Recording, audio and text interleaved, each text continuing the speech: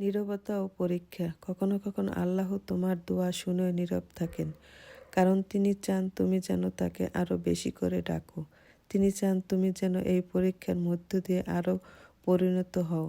তার নীরবতা মানে তিনি তোমাকে ভুলে গেছেন তা নয়, বরং এর মানে হলো তিনি তোমার জন্য এমন এক উত্তম কিছু প্রস্তুত করছেন যা তোমার চাহিদার চেয়ে বেশি, অনেক বেশি কল্যাণকর ও উপযুক্ত। তাই ধৈর্য হারিও না, বিশ্বাসটা আঁকড়ে ধরো।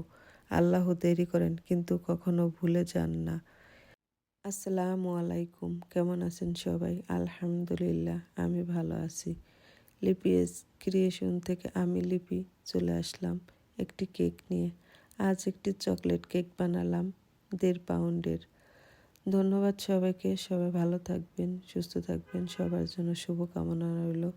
আমার ভিডিওটি যদি ভালো লেগে থাকে তাহলে লাইক কমেন্ট করে পাশে থাকবেন। আল্লাহ হাফেজ।